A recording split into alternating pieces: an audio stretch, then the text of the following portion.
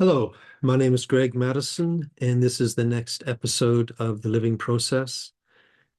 Today, my guest is Yehudit First. Yehudit is a focusing-oriented therapist and a focusing coordinator from Israel, and she worked as a body psychotherapist before integrating focusing into her client work. She works with individuals and with couples. And what we speak quite a bit about in this episode is not only the background in body psychotherapy, but how she has developed a very innovative and expansive form of focusing that she calls social-oriented focusing. I'm really happy to say that Yehudit gets an opportunity to describe this in a little bit of detail. So I think you get a sense of how exciting this new form of focusing can be, how it gives a person a chance of really understanding and sensing into their way of being in groups, addressing issues such as belonging, also how it can be used between groups and in larger social formats, although we didn't get a chance to talk about that too much. But I think you will agree that this is a really exciting form of safe but very deep group work and group process. And I will make sure to put in the notes ways of contacting Yehudit so that you can find out more about her training. And I'm also happy to say that she was telling us that there is a book on its way. So welcome to this, the next episode of The Living Process, and Yehudit First.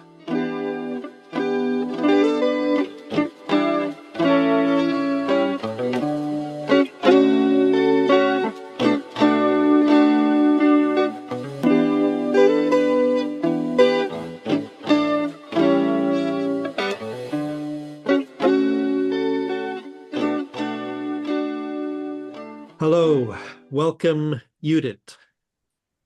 Hi, Greg. Hi, it's a real pleasure to speak with you. I've been looking forward to this. Um, the first time, and I think the only time I've ever met you in person, was at the conference in Greece, where by chance we both showed up with the same name for our workshops. Social, I think I called mine social focusing and yours was social oriented focusing. Yeah. Um, and I went to your workshop and I enjoyed it so much. It found it very moving and totally different topic to what I was covering under the same name. Mm. So I'm sure we'll spend some of today talking about your approach, because it sounds very interesting and I still only know a tiny bit about it. But maybe we could begin just by you saying something about how you got into focusing and the strange world of focusing oriented therapy. And where are you speaking to us from? I'm speaking from Israel. Yeah. Um, yeah, central of Israel. So Israel is very small. So yeah. Okay, so that's important to know that that's where you are right now. So Yeah. how did you come into focusing? So originally, I'm a body psychotherapist, and focusing is very close to body psychotherapy. When I first met focusing, I was amazed. It was like taking the essence of body psychotherapy and leaving all the unnecessary things aside. When I learned focusing, it was if you go to a body psychotherapy session, it will take an hour. You might have a wonderful session and very meaningful and transforming, etc. But in focusing, 25 minutes with my partner will definitely give me a wonderful understanding about myself. I will feel differently in that topic I focused about, and something very meaningful will transform. And I couldn't be positive that it would happen in a whole hour with a therapy. So I used it almost immediately. And what sort of body psychotherapy was it you were practicing? Well, it's all kind of, but I learned, there was Reich, and there was, if you know, there was an English woman, I forget her name. She was also one of the leaders, and we learned psychology, and we learned body work and emotional through our body, etc. And so it was through the body psychotherapy that somebody ended up talking about focusing and you got interested? Yeah. And then I went to learn focusing separately, and I was teaching those days in the college. I was teaching emotional deep tissue massage. And there you like break the armor and everything. And when I learned focusing, I said, no need to break the armor. You can touch the specific place and asking the right question or giving the right invitation and even echoing in a certain way will make whatever needs to happen. It was so I used it immediately. Yeah. And I'm curious, I know that you still practice as a focusing oriented therapist. Mm-hmm. Do you still use touch in your practice? I even used to teach it until the COVID. Yeah, I even used to teach it. It's very powerful. It usually takes us to the very beginning of our lives where we weren't verbal yet. And it brings up very gently, like in focusing, very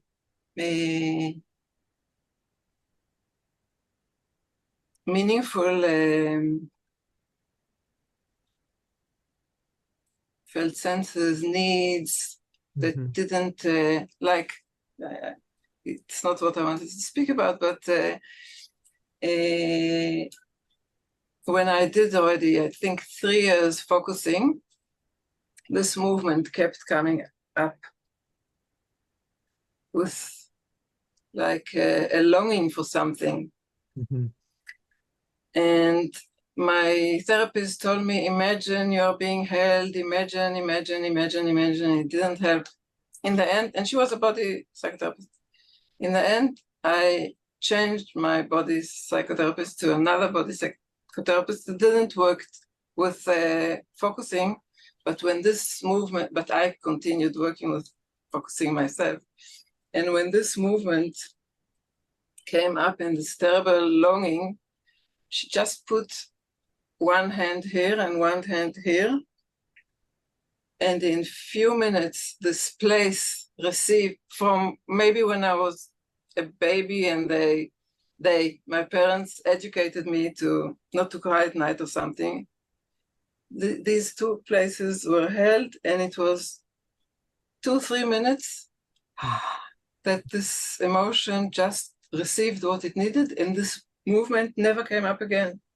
And this terrible, painful longing didn't come up again. So it's really wonderful.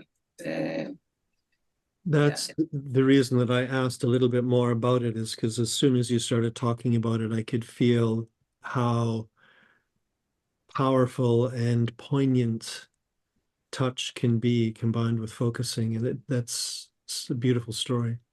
Yeah, because I say that, the first language of our body is touch. Before we understand, before, we are being held, we are being taken care of, or we aren't. Like another very short story. I focused about my eating habits. And I took a moment to see, where do I feel the hunger? And the hunger wasn't in my belly, it wasn't in my chest, it wasn't in my heart, it wasn't in my throat, it wasn't in my mouth, it wasn't in my head, it was here. And when I did this, there was this very deep, quiet sensation. And then there was this understanding that I was breastfed 5 minutes from this side, 5 minutes from this side, and this is enough. And my eyes and my face stayed hungry, even if I got all the nutrition my body needed, but the feeding, or I forgot the word, never mind, the feeding is more than the calories and and this stayed hungry. So that was afterwards, for about 10 days, I felt like I'm walking in the world, like my skin is seeing, like I can see. So it's really, really, really profound, this combination. Yeah. It makes me really want to go to a body psychotherapist that also knows focusing. Yeah. It sounds fantastic. And I know that you work with individuals and couples. Can you tell us a little bit about how you integrate focusing into that work, or just maybe what it's like for you? Yeah, so with couples, I work differently. With individuals, it depends the psychological age of the client. Regular focusing is about meeting me and myself, inside myself, being contained by the therapist or by me, until the client is like older, psychologically meaning. And there's this, how can I bring this to the interpersonal relationship? With couples, I use social-oriented focusing. That's really, it's very, very powerful, and it's actually, we are both focusing at the same time about the relationship here and now, what is happening between us here and now. So, as we know from the philosophy, we are Gentlin's philosophy, we are affecting and we are being affected all the time. And in social-oriented focusing, we can really bring our attention inwards while being connected outwards to the other person. And we are very much aware to what is happening inside us from moment to moment in the interaction. We can notice how we are being influenced, and we can feel, as Gentlin said, the felt sense is connected to me and to other people, to here and to other places, to now and to other times. I read it in Hebrew after it was translated from English to Hebrew. Now I'm translating it again, so it's probably not what he said exactly, but that's the idea. It's pretty close, yeah. Yeah. So when I bring my attention inwards while being with another person, my felt sense has in it also the other person and what the other person is experiencing right now. So we can be much more empathic, much more accepting. So, for instance, I can actually, when the couple comes, I start the social-oriented focusing, SOF, from the beginning. Like, I help them to connect to their body, take a moment and see what it is that you really want that will happen here. And then things start happening. Like, I don't know how details to... Details are good, yeah. Yeah, so there's a story yes, I will tell you a little story, okay? Yeah, good. In SOF, we have the 3 positions. The first position is we are together, but I'm actually feeling alone. I'm with myself. Usually it happens to us, but it doesn't have to happen to us. We learn it. The second position, I'm completely with you. I'm listening, I'm caring, and many times we leave ourselves to be with the other person. We are so involved in the other person, we don't listen to ourselves. And the third position is being both with myself and with you. So usually it happens to us. We are in situations where we are sucked into the situation and we lose ourselves. We are in interactions when we feel completely alone. And usually, as I said, it happens to us, but it doesn't have to be like that. We learn how to identify the sensation, the felt sense, and we learn how, okay, if I'm together and I'm feeling alone, it means I'm in the first position. I can decide whether I want to stay there or to move to the second or to the third positions, and I do it. The other person doesn't need to do anything. It's something that I do inside myself. So going back to the other, to the couple therapy. Okay, so there was this couple that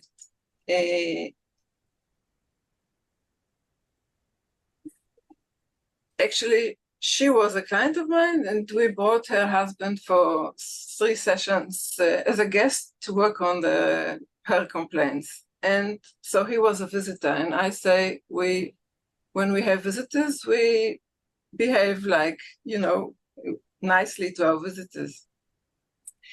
And so I asked them, what would you like to work about? And both said about our interaction or communication. I said, okay, so just take a moment and see how the word interaction or communication echoes inside. And he became all full of love and soft, and he had tears in his eyes, really. And she became very, you can see my body. And I stopped them and I said, what is happening right now? He says, I'm sorry about what I said. I don't want to, so he just from her body reaction, he already went into defense space, going back to the first position, doesn't want to, she was in the second position, but not in a positive way. She was very, she was like a bully. She wasn't, I don't have the right word, but aggressive. Aggressive. Yeah, she was very aggressive, and she didn't like him becoming all mushy, all emotional. And so I just stopped and I said, and what's happening to you? Yeah, he was already taking a step back, and she, because this is something that happens to them all the time. Now, I don't need to get into the story. In 2 minutes, you can see the whole dynamic and you can sense it, and you can, without getting stories and blaming each other and trying to dig where it began, in this here and now, our past lives in our present. So here and now, everything is, anyhow, we had a whole session. It was very powerful and changing. And then I said, okay. And SOF is very practical. I give homework. I call it SOF Tools for Life. Each session when we learn SOF, we really get a tool from what we learned today, and we play with it. The other person we are interacting with doesn't even have to know what it is we are doing inside ourselves, but it affects the whole interaction. Anyhow, so I said, so in this coming week, I want you, once you put the girls to bed at night, to make yourself a cup of tea or whatever, I don't remember exactly, and just take the time to be with each other and have this half an hour, this kind of conversation. As I said, the word conversation, I'm not sure it's the same, but the word I use in Hebrew, sicha, it's a conversation. They both became very tensed, yeah? Because, so I could see their bodies and I could feel the tension, and I asked, what's happening right now? So he said that every time they have a conversation, like she says, we need to talk, it means he's in a dog box, my mother used to say. And after each conversation, they wouldn't talk for 3 days, you know. So I said, okay, we are not going to use the word conversation. We will work on the word conversation at another session. It was already the end of our time. And I said, so every evening after putting the girls to bed, you take the time to sit with each other and just describe what we do in SOF. In SOF, we go back and forth, yeah? I describe my sensation, like I feel excitement, I feel something awakening in me, and then I wait, and you see what happens to you when you hear what I say, and we go back and forth. You can say different things as well, but so with no, there can be a content, but doesn't have to be. It can be just how I am right now. And that was really, there were so few sessions that were needed to move them from how they were when they came to the first session together and to the last time they came. It was really amazing. So let me ask a question. That sounds exciting to me and inspiring, and it also generates questions. The first one is, I want to make sure I've understood that if you're working with a couple, for example, in this way, you would ask one to bring their attention down into their body and just no. Both of them. Both of them. At the same time. Okay. At the same time, both of them. Right. It's not that I focus with one and then with the other. Okay. They are both at the same time. Okay, so bringing that's their attention inwards. okay, so that's good. That's a difference between a focusing, listening sort of setup. Instead, both people are bringing their attention down into their bodies. Yeah. And then they take turns saying kind of the sensation, what actually is happening in their body to each other. Yeah. Yeah, but there can also be content. Doesn't have to be, but can also be. But it's not like first you are focusing and I'm holding the space for you, and then you are holding the space for me and I'm meeting myself. But I'm meeting myself and I'm meeting you at the same time. Yeah. So it's like we are meeting ourselves beyond our mechanism, our defense mechanism, beyond our defense mechanism, because that's what happens to us in focusing. We go and we meet ourselves beyond or under, behind our defense mechanism. And so this is a very sacred place, this inner place. So it must be dealt with in a very gentle way. Yeah. So, but there are I have many. In SOF we have 9, 8, and 16. 16. More than 32 different topics, sessions we do. I can give you another example. A couple that came that excuse me, but you wanted to ask a question. Well, no, you're answering it. I think just let me pick up with the correction that you made for me. Both people are focusing at the same time. Both of them have their awareness on themselves. Because as you said earlier, when you pay attention more deeply to yourself, you're paying attention to more than just yourself. If your eyes are open and you are looking at the other person, I mean, you can close your eyes for a moment. Yeah. But okay, it's like if the other person, say, is making me close, yeah, something is causing, or what the other person said causes me to take a step backwards in myself.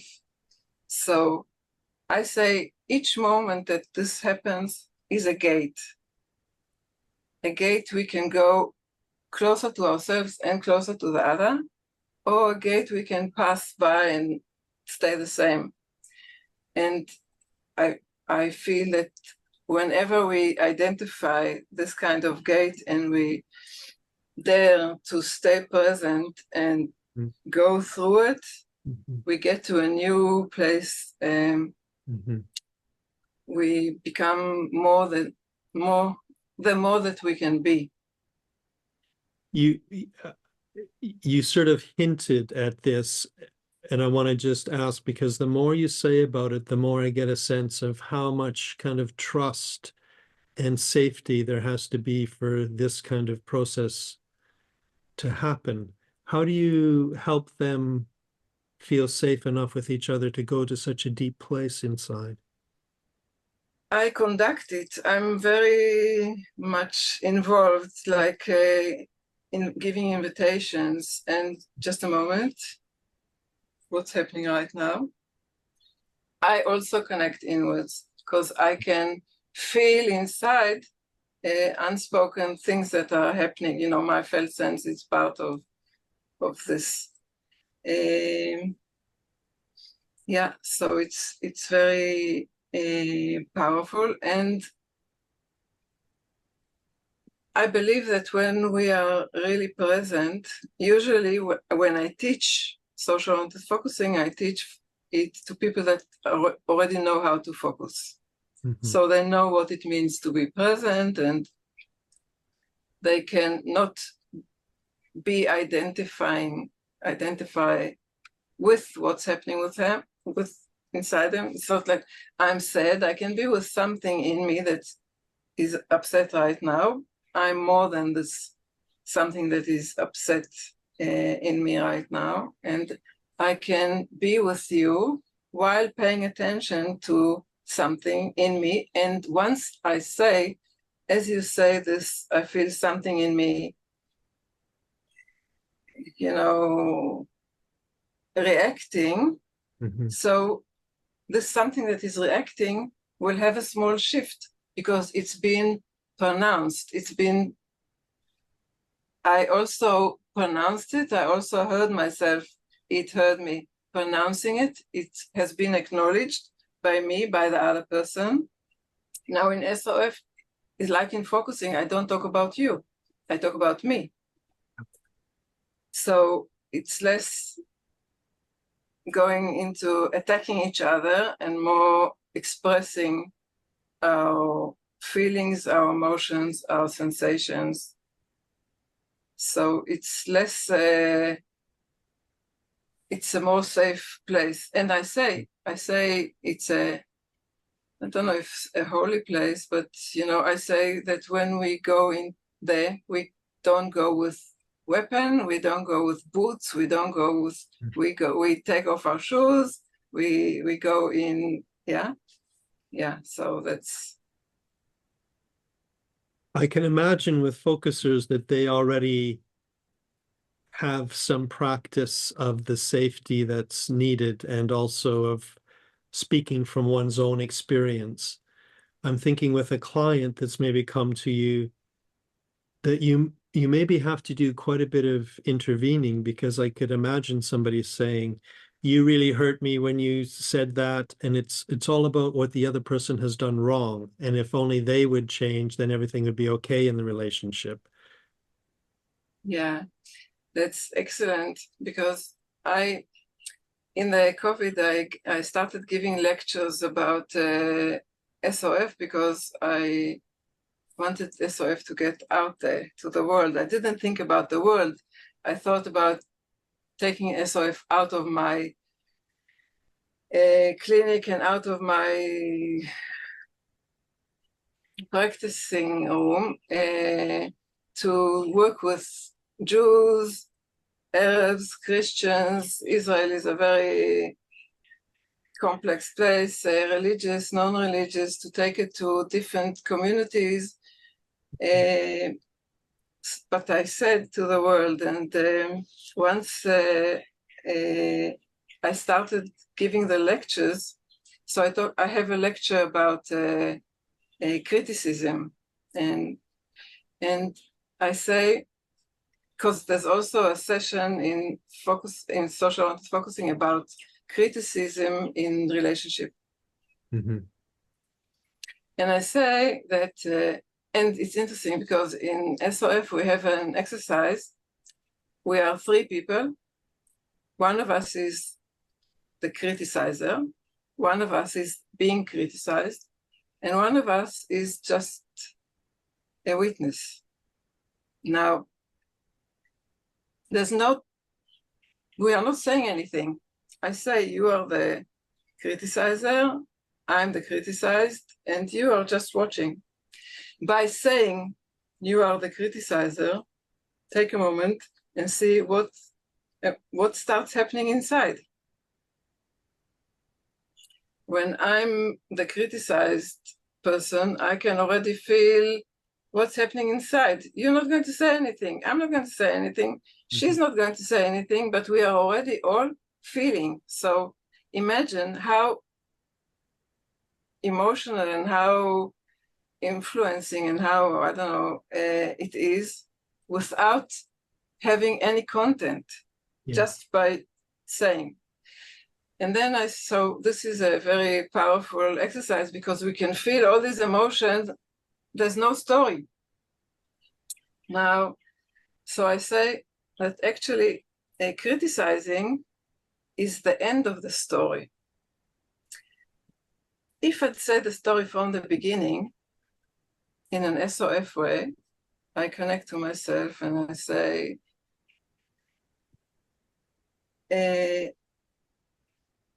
when we criticize, we say, you are not okay.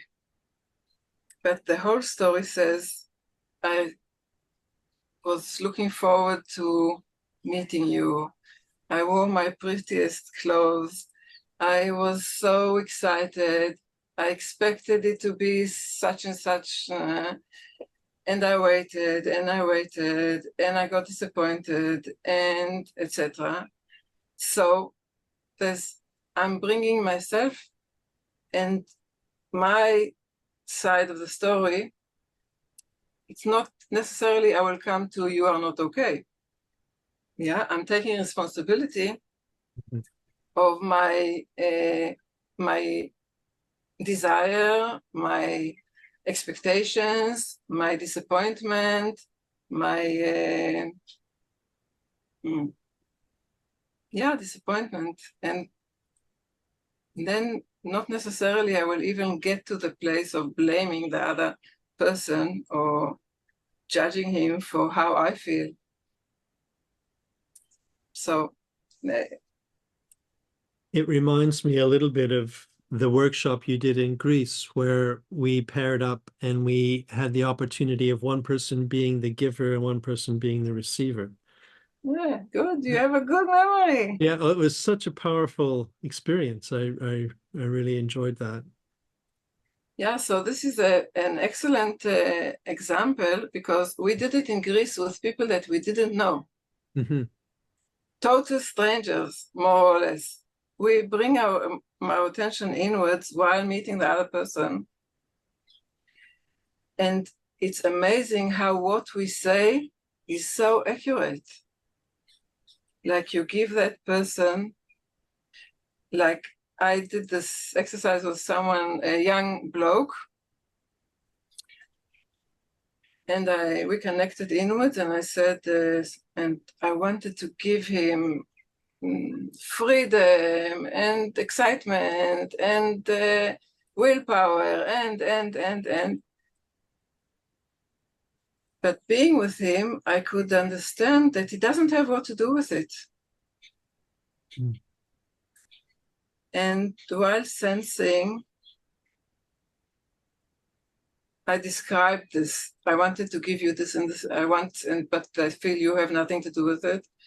And he was just doing this. And then I said, I want to give you a container.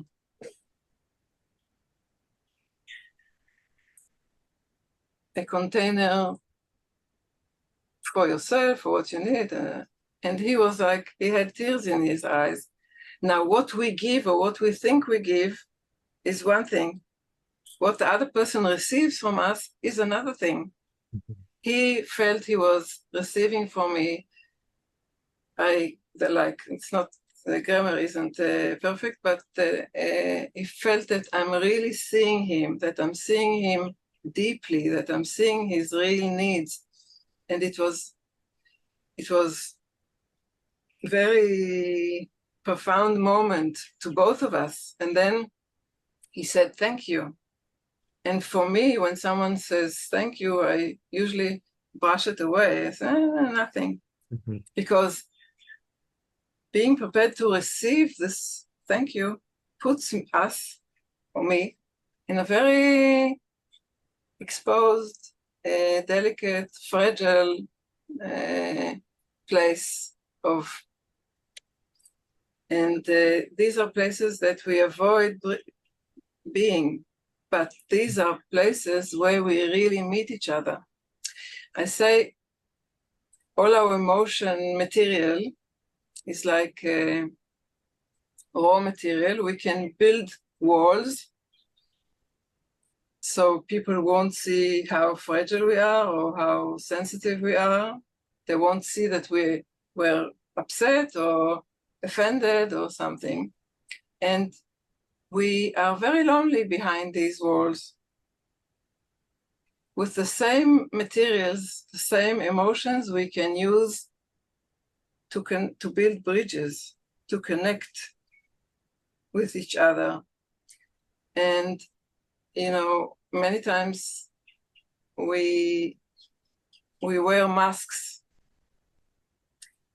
When we wear masks, our masks meet each other. We stay alone, lonely.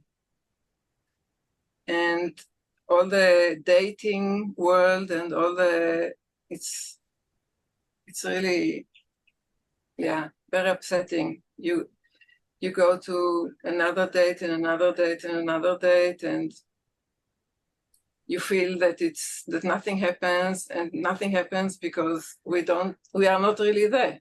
Our masks are there, and even if the other person likes us, he doesn't really like us. He likes our masks, and then we need to keep acting, or we stop acting, and then this isn't what I signed for. So how can we really be authentic? Yeah. Yeah. How did you develop this? What did it come out of? So it had a few steps. Okay. In my 50th birthday, before my 50th birthday, which was 11 years ago, I asked myself, what do I want for my birthday, 50. And 3 times I did it, and 3 times the same answer came. And that was to be completely present in my life. The right side of my body took it very hard because it didn't know how to give me this something. But something started to happen, some things started to change. And then I started focusing what prevents me from being present in front of passive people, in front of dominant people, in front of... That was very... and then there was another stage that I felt that I really like who I am when I'm a therapist. I really like who I am when I'm a teacher, or when but otherwise I don't really like myself. I'm always in a hurry. I don't listen properly because I'm already in the next place I need to be. And the people that really don't enjoy who I can be are my kids, my husband, the people that I love. With them, I'm not in a session, with the... I forgot the word, never mind. And then one day I focused with one of my partners, it was many years ago, not by Skype, but we actually met. And he went first. He focused, saying how he wanted to impress me so much that he didn't take care of himself. Now, I wanted to focus about something that happened in the morning, but what he said really made some kind of a storm in my belly, and I decided to focus here and now about the storm that I'm sensing. And instead of closing my eyes, I left my eyes open. I looked straight into its eyes. I connected inwards. And I started describing what I'm feeling, what I'm sensing. And I really felt how, instead of doing this movement inside me, which usually I do when something isn't okay for me, I moved through this storm, and I really arrived, and that was a wow experience, and I decided that this is how I want to live my life. So I started doing it all the time, and it was really wow. And I made a few sessions, 2-day workshops. I called it Focusing with Reality. But because you do it with open eyes, people were very busy telling me afterwards, confiding,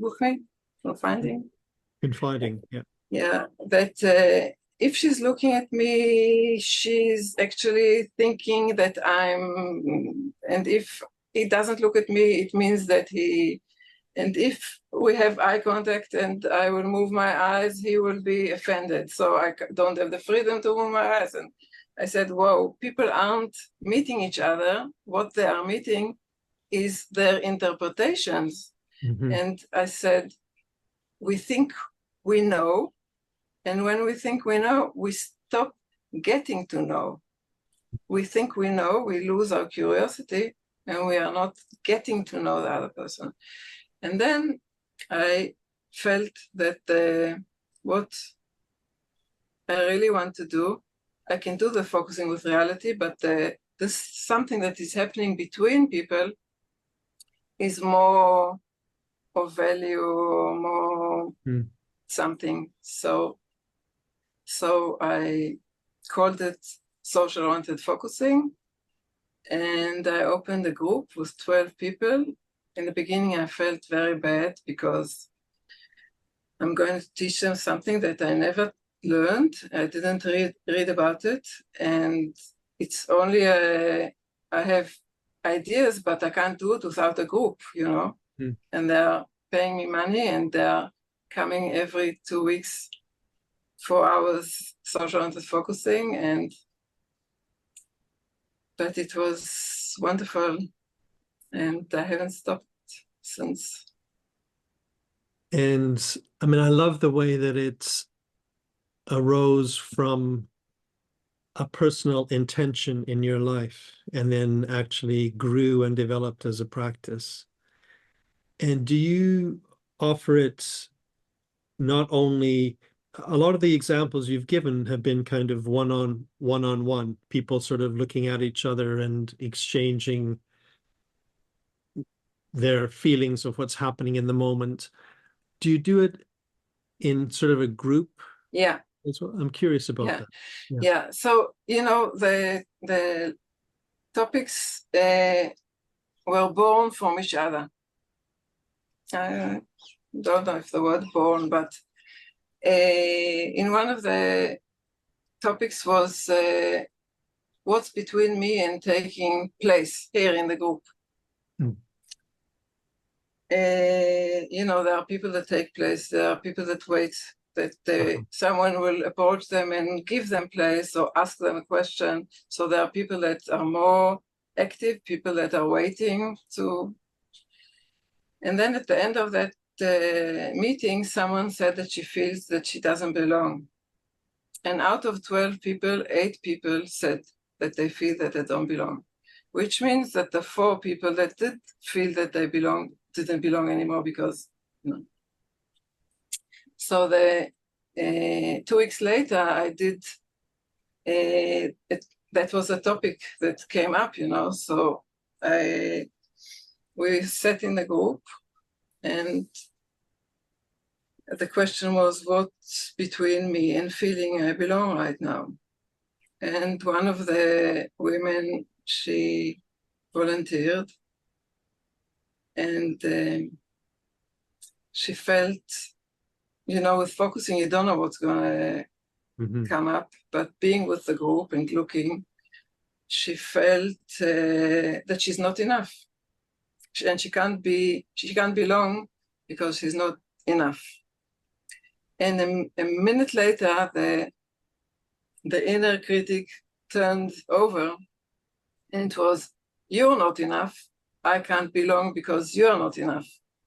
And then it was again, I'm not enough, you're not enough, I'm not enough, you're not enough. And that was amazing. So imagine that was about 15 minutes. 2 weeks later, she came and she said, everywhere I go, I belong. I belong to myself. And 2 weeks later, she said, this whole issue of belonging is no longer an issue. So, and I say each interaction has always 2 sides.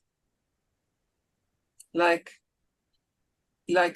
with the giving and receiving, one of us is giving, and there's everything we feel about it, the other one is receiving, and there's everything he feels about it, or she. And there's one session that I call it to see and be seen. So, of course, you and me, we are seeing each other, but I say, now I'm being seen by you. So just thinking about me being seen, I can feel my heart beating, and suddenly I'm not sure I'm looking okay, and maybe I should have done something else, wear something else.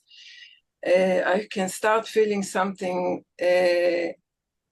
tucking in. I don't know if you say to tuck in, Yeah, closing in and trying to be my best something. And yeah, so this is the first stage. Then it has many stages in the end. And of course, I describe what my sensation, you describe what your sensation. It has a, so we do it in couples, and then we do it in a group.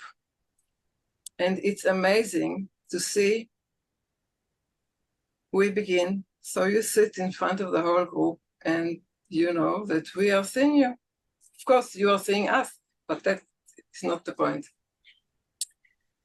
And we sit maybe for an hour, a minute, not saying anything.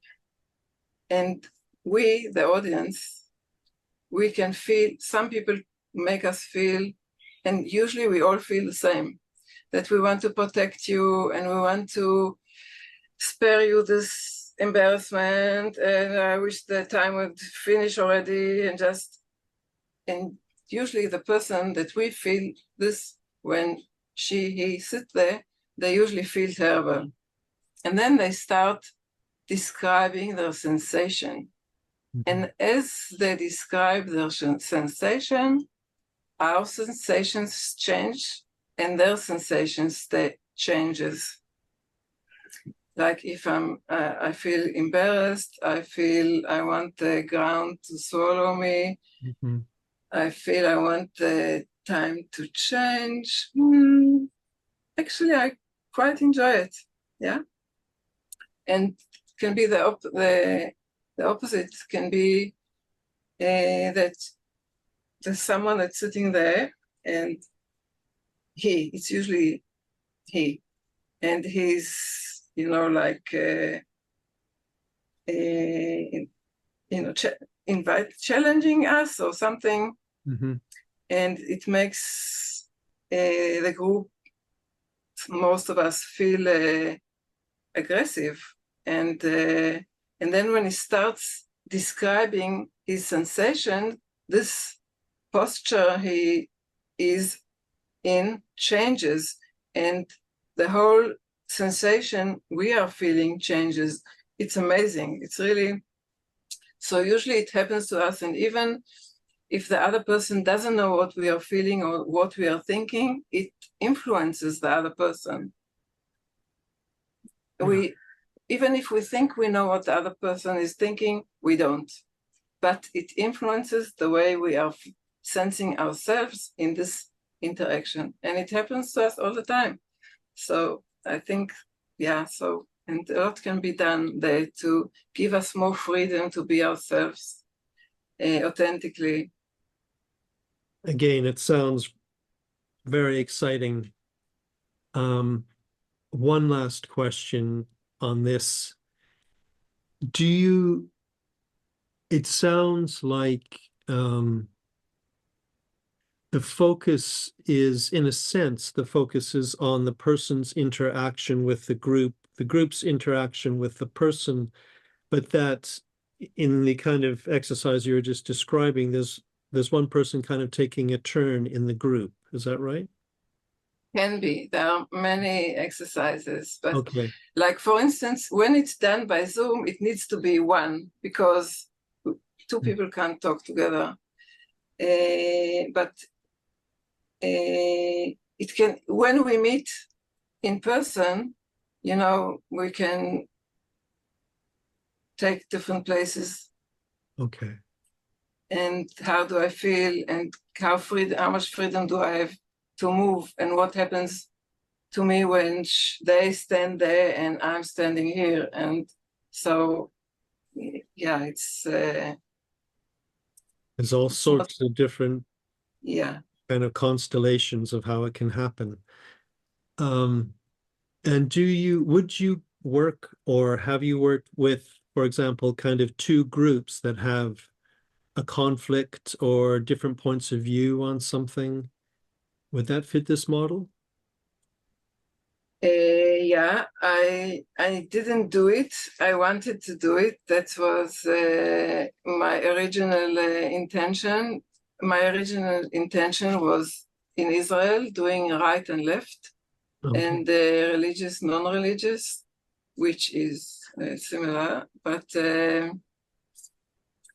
then somehow I started with international workshops, and I did less workshops in Israel during the COVID.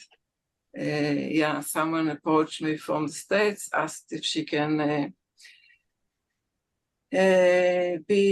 take part in one of the groups, even if she doesn't know Hebrew. So I said that I intend to open groups in English. I didn't really. She asked how many people do I need. I said between 8 and 15, and 3 days later, I had 19 people. So it just started.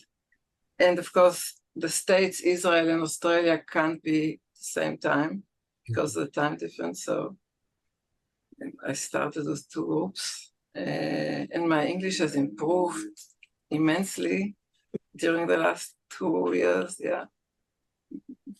So you, at the moment, you are doing online groups in English? Yeah. Okay, that's good to know. And have you written anything about this approach in English? Well, it's being written these days. It's being written. It's easier for me to write in English than in Hebrew because of all the classes I gave the past 2 years. You know, I need to give them written material, so I can't escape but writing it in English. In Hebrew, I could speak and not give them anything written, so there's more written in English than in Hebrew. And the book is being written these days. Fantastic.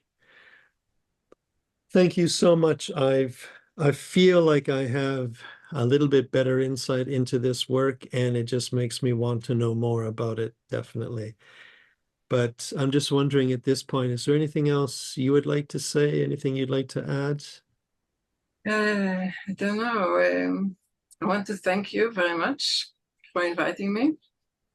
And I enjoyed it very much. And thank you for all the questions to help me. Yeah. And if I think of something I want to add, I'll let you know. Okay. Thank you very much. Thank you. Bye.